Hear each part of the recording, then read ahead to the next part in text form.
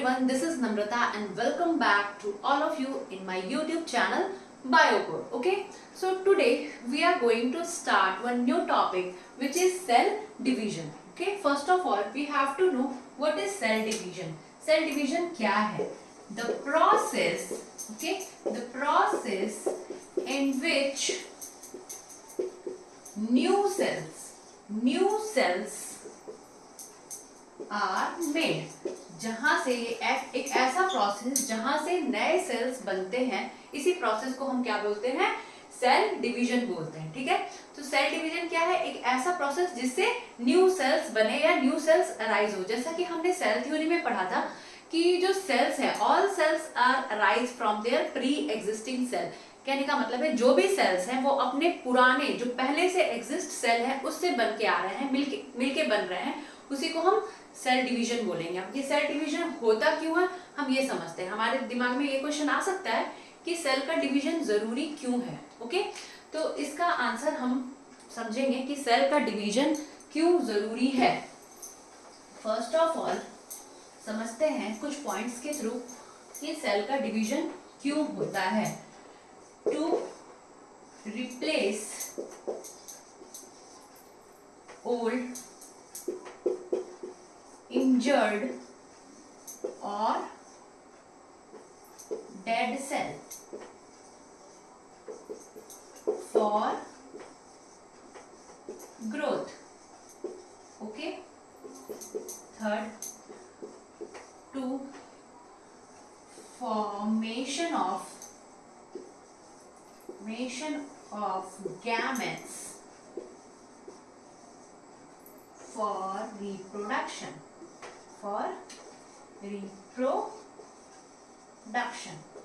Okay, तो इन points को हम बारी बारी से समझते हैं कि सेल का डिवीजन आखिर जरूरी क्यों है, क्यों होता है सेल का डिवीजन। तो फर्स्ट पॉइंट है टू रिप्लेस ओल्ड, इंजर्ड और डेड सेल। कहने का मतलब है ऐसे सेल्स जो कि इंजर्ड हो चुके हैं या पुराने हो चुके हैं। सपोज मान लो कोई एक ऐसा सेल है, यहाँ पे बहुत सारे सेल्स हैं, इसमें कोई एक सेल ऐसा है जो कि इंजर्ड हो गया है, तो इसको रिप्लेस करने के लिए अगर ये सेल रिप्लेस होगा तो इसके बदले में नया सेल बनना चाहिए ना, तभी तो ये पूरा प्रोसेस चल पाएगा। इसीलिए ये जो सेल है इसको रिप्लेस करने के लिए न्यू सेल्स डिवाइड करते हैं इसके जगह पे आने के लिए। ठीक है, या फिर अगर कोई सेल इंजर्ड हो गया है तो उसको वापस से हील करने के लिए सेल का डिवीजन होता है, नए सेल्स बनते हैं। या फिर कोई सेल मान लो डेड हो गया है, पुराना हो गया है, उसको खत्म करने के लिए उसके जगह पे नए सेल्स बनते हैं। ओके, सेकेंड पॉइंट है फॉर ग्रोथ। हमारे बॉडी में जो भी ग्रोथ हो रहा है, ठीक है, ग्रोथ कहने का मतलब है कि सपोज मान लो हम पहले बेबी थे या फिर हम बेबी से भी पहले हम जायगोट थे, जब बहुत छोटे से जायगोट थे, जायगोट से डिवीजन हो के हमारा एक बॉडी बना। ठीक है, पहले ये क्या था? जायगोट था, अब जायगोट डिवाइड करके क्या बनाया? बॉडी बनाया। तो ये किस वजह से हो पाया? Due to cell division. Cell divide कर करके क्या हुआ? जायगोट से बॉडी बना। तो फॉर ग्रोथ के लिए भी सेल का डिवीजन होना जरूरी है। नेक्स्ट पॉइंट है to formation of gametes for reproduction. अब रिप्रोडक्शन में गैमेट्स का फॉर्मेशन का क्या मतलब है? गैमेट्स कहने का मतलब है कि इसको हम कहते हैं सेक्स सेल बोल सकते हैं, या फिर रिप्रोडक्टिव सेल जो कि स्पर्म और ओवम होते हैं, इसके फॉर्मेशन के लिए, गैमेट्स के फॉर्मेशन के लिए सेल का डिवीजन होना जरूरी है। ठीक है, तो अगर गैमेट का फॉर्मेशन नहीं होगा तो फिर रिप्रोडक्शन भी आगे नहीं हो पाएगा, फर्दर आगे रिप्रोड्यूस नहीं कर पाएंगे सेल्स। तो सेल को रिप्रोड्यूस करने के लिए गैमेट का फॉर्मेशन होना जरूरी है, और ये गैमेट्स कैसे बनते हैं? सेल को डिवाइड करके। ओके, यहाँ तक क्लियर है? तो ये तीनों पॉइंट्स हम समझ लेते हैं। सबसे पहले सेल डिवीजन पढ़ने से पहले ये क्वेश्चन हमारे दिमाग में अराइज होता है या फिर जानना चाहिए कि सेल का डिवीजन आखिर क्यों होता है। ओके, अब हम देखते हैं सेल डिवीजन जो है वो 2 टाइप्स के होते हैं, राइट। फर्स्ट ऑफ ऑल हम समझेंगे 2 टाइप ऑफ डिवीजन। इसके 2 टाइप हैं। पहला क्या है? माइटोसिस। Okay, mitosis. और सेकेंड क्या है? Meiosis, right. Second one is meiosis. और फर्स्ट वन इज माइटोसिस। अब देखो माइटोसिस और मियोसिस में डिफरेंस क्या है, साथ में वो भी समझते चलेंगे। ये जो माइटोसिस है, माइटोसिस जो है वो हमेशा क्या होता है, डिप्लॉयड होता है, डिप्लॉयड, जहां पे पेयर्स होते हैं। अब ये डिप्लॉयड का क्या मतलब होता है, हम लोग आगे समझेंगे इस चीज को।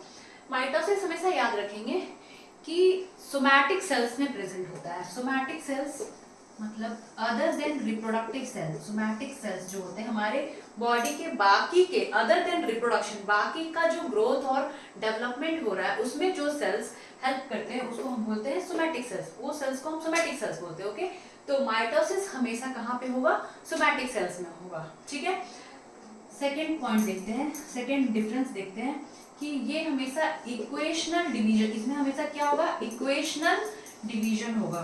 इक्वेशनल डिवीजन कहने का मतलब है कि जो भी सेल, एक और कुछ टर्म्स हम समझते हैं। सबसे पहले कुछ टर्म्स को समझेंगे। जैसे मान लो कि सेल जब डिवाइड हो रहा है, जब सेल डिवाइड हो रहा है तो ये सेल डिवाइड होकर के सपोज इस तरह का दो अलग अलग सेल्स बना लिया, तो जो सेल डिवाइड करेगा इसको हम बोलेंगे पेरेंट सेल। ओके, क्या बोलेंगे, पेरेंट सेल। और जो सेल बना, नया सेल जो बना डिवाइड होकर के, जो सेल नया बना, इन सेल्स को हम क्या बोलेंगे, डॉटर सेल। ठीक है, इसको हम क्या बोलेंगे, डॉटर सेल। और इसको क्या बोलेंगे, जहां से डिवीजन हुआ है, जिसके थ्रू जिस सेल ने डिवाइड किया है उसको हम बोलेंगे पेरेंट सेल, और जो डिवाइड होकर के बना है उसको हम क्या बोलेंगे, डॉटर सेल। तो माइटोसिस में क्या होता है कि नंबर ऑफ पेरेंट सेल और डॉटर सेल ऑलवेज इक्वल होते हैं। कहने का मतलब है कि जो भी नंबर यहाँ पे पेरेंट सेल के पास होगा, डिवाइड होकर के डॉटर सेल्स के पास भी उतने ही नंबर होंगे माइटोसिस में। जबकि मियोसिस में ये हमेशा, ये हैप्लॉइड सेल होता है। ठीक है, हैप्लॉइड कहने का मतलब है कि ये हो गया डिप्लॉइड, ये पेयर में होगा, जबकि ये अनपेयर होगा। ठीक है, इसमें पेयर नहीं होगा, ये सोमैटिक सेल्स में होगा।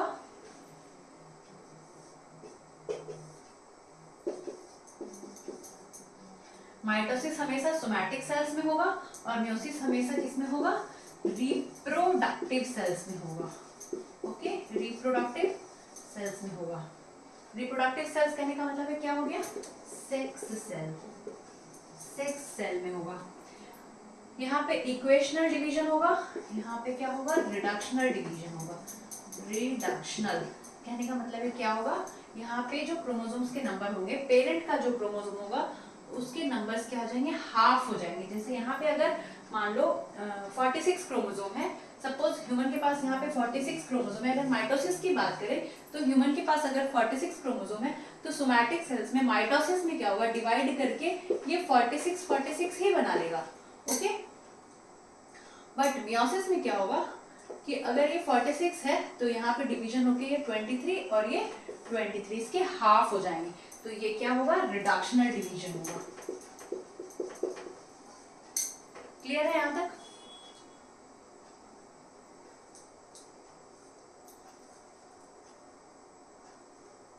माइटोसिस को हम थोड़ा ब्रीफली समझते हैं। Mitosis, the process of cell division, the process of cell division by which most of the cell divide for growth. कहने का मतलब है कि जितने भी सेल हैं माइटोसिस में क्या होता है, ग्रोथ के लिए जो सेल डिवाइड होते हैं। मैंने बताया था आपको कि सेल का डिवीजन ग्रोथ के लिए भी जरूरी है।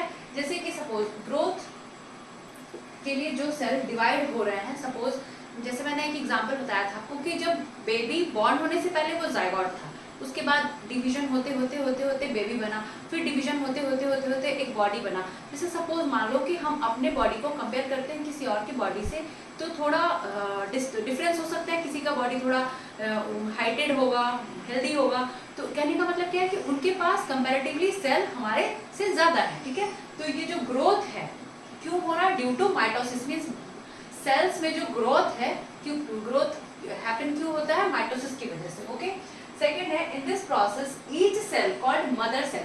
अब देखो मैंने आपको बताया कि जो सेल डिवाइड होना है उसको हम क्या बोलेंगे, मदर सेल बोलेंगे। ओके, मदर सेल या फिर पेरेंट सेल भी बोल सकते हैं।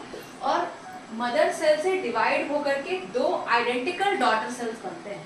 कहने का मतलब है कि इसी के जैसे सेम, जैसा ये मदर सेल था या पेरेंट सेल था, सेम आइडेंटिकल उसी के जैसा सेम जो सेल्स प्रोड्यूस होते हैं, इसको हम क्या बोलते हैं, daughter cell, identical daughter cell. तो माइटोसिस में क्या होता है, हमेशा आइडेंटिकल सेल्स, मतलब जैसे पेरेंट या मदर सेल्स होते हैं वैसे ही उनके डॉटर सेल्स भी identical, same to same exact copy वैसे ही हो जाते हैं। नेक्स्ट है the daughter cell have the same number of chromosome as mother cell, मतलब मदर सेल्स के पास जितने नंबर ऑफ क्रोमोसोम्स होंगे डॉटर सेल्स के पास same number of chromosomes mitosis में होते हैं। ओके, क्लियर है ये तीनों पॉइंट्स, आप इसको नोट कर लेंगे। अब नेक्स्ट हम लोग देखते हैं मियोसिस। मियोसिस जहाँ जो कि कहाँ पे होता है, रिप्रोडक्टिव सेल में होता है। ओके, रिप्रोडक्टिव सेल में होता है, रिप्रोडक्टिव सेल में होता है मियोसिस।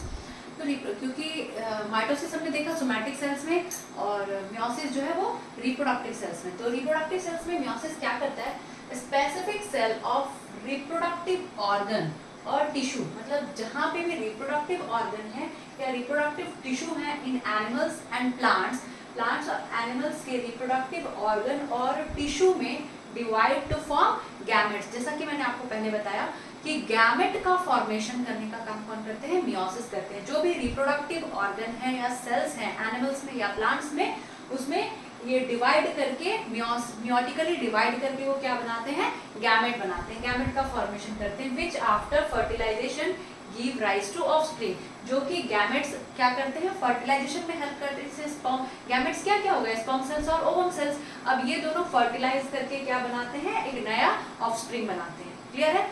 नेक्स्ट देखेंगे, meiosis involves to consecutive division. अभी हम लोग जब पढ़ेंगे तो पता चलेगा कि मियोसिस में 2 बार कंसेक्यूटिव डिवीजन होता है। जैसे हमने माइटोसिस में देखा कि एक बार ही, मतलब जो पेरेंट सेल थे वो डिवाइड करके डॉटर सेल्स बनाए डीएनए रेप्लिकेशन के बाद, बट यहाँ पे आफ्टर डिवीजन एक बार और कंसेक्यूटिव डिवीजन, 2 बार डिवीजन होता है मियोसिस में।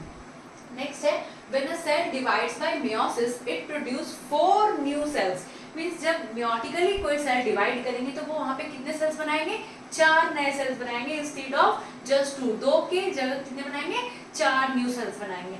नेक्स्ट है, the new cell only have half the number of chromosome. अब ये जो नया सेल बनेगा उसके पास कितने नंबर ऑफ क्रोमोसोम होंगे, हाफ नंबर ऑफ क्रोमोसोम होंगे। ठीक है, जो 4 नए सेल्स बने हैं उसके पास हाफ नंबर ऑफ क्रोमोसोम्स होंगे than that of mother cells. जो मदर सेल्स से लिए गए, जो पेरेंट सेल्स या मदर सेल्स से जो क्रोमोसोम्स नंबर लिए गए हैं वो कितने हो जाएंगे, हाफ हो जाएंगे। अब इसको हम डायग्रामेटिकली समझते हैं। आई होप आपने इसे लिख लिया होगा, अगर नहीं लिखा है तो पॉज करके लिख लीजिएगा।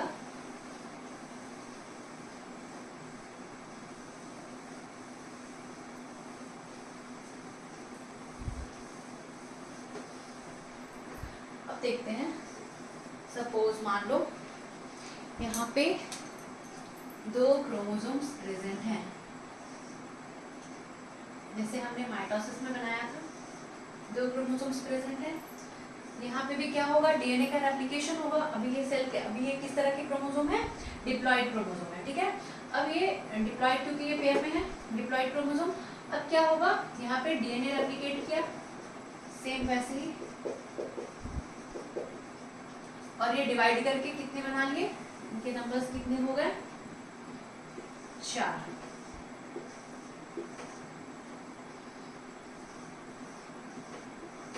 ठीक है, ये स्टेप आपको समझ में आ रहा होगा। इसके बाद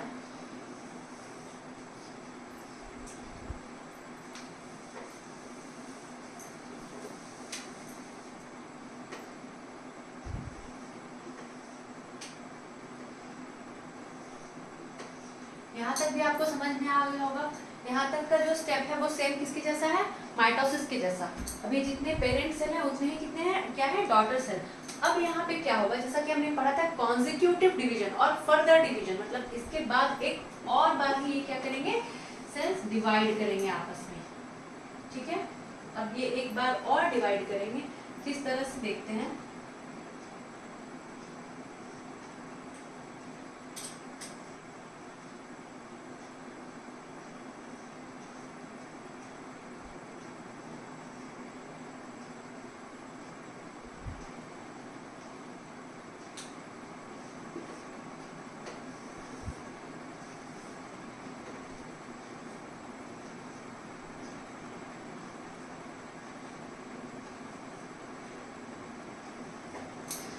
आप देख सकते हैं यहाँ से फर्दर फिर से कॉन्जिक्यूटिव डिवीजन हुआ और ये अपना अलग बना लिए, ये अपना अलग बना लिए। और आप देख सकते हैं हाफ जो है इसमें मैटरनल है और हाफ पैटर्नल है। हाफ क्रोमोसोम मैटरनल है एंड हाफ पैटर्नल है। हाफ मैटरनल है, हाफ पैटर्नल। सपोज मान लो ये अगर मैटरनल है, ये पैटर्नल है, तो हाफ नंबर जो है इसके क्या है, मैटरनल और हाफ पैटर्नल। तो जैसा कि पेरेंट सेल जो थे, मदर सेल्स जो था उसका ये हो गया, मान लो मदर सेल, सपोज हम इसको मदर सेल मानते हैं, तो मदर सेल के ये जस्ट हाफ हो गए ना। ये जो मदर सेल थे इनके डॉटर सेल्स कैसे हो गए, बिल्कुल हाफ हो गए। ओके, तो इस तरह का जो रिप्रोडक्शन है, मियोटिक रिप्रोडक्शन या मियोसिस जो है वो किसमें होता है, मियोटिक डिवीजन किसमें होता है, रिप्रोडक्टिव सेल्स में होता है। अब रिप्रोडक्टिव सेल्स में इस तरह का डिवीजन क्यों होता है वो भी एक बार समझ लेते हैं। एक्चुअली हम लोग जानते हैं कि मेल और फीमेल दोनों मिल करके क्या बनाते हैं, ज़ायगोट बनाते हैं।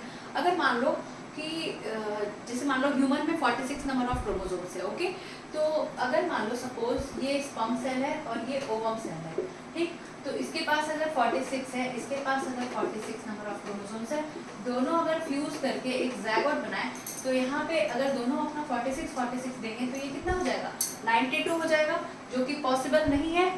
ह्यूमन के पास 46 नंबर ऑफ क्रोमोसोम्स ही है, इसीलिए ये हाफ रहेंगे। यहाँ पे 23 रहेगा स्पर्म सेल्स का भी और 23 रहेगा ओवम सेल्स का भी, दोनों मिलकर के क्या बना लेंगे, यहाँ पे 46 नंबर ऑफ क्रोमोसोम्स बना लेंगे। इसी वजह से यहाँ पे क्रोमोसोम्स के नंबर्स क्या हो जाते हैं, हाफ हो जाते हैं। समझ में आया? तो ये पूरा कॉन्सेप्ट था सेल डिवीजन का, माइटोसिस का, मियोसिस का। आप लोग इसे अच्छे से समझेंगे, बार बार देखेंगे, पॉज करके जो भी मैंने लिखवाया है वो नोट्स भी अच्छे से लिख लेंगे। हम लोग नेक्स्ट वीडियो में फिर से मिलते हैं। Thank you for watching.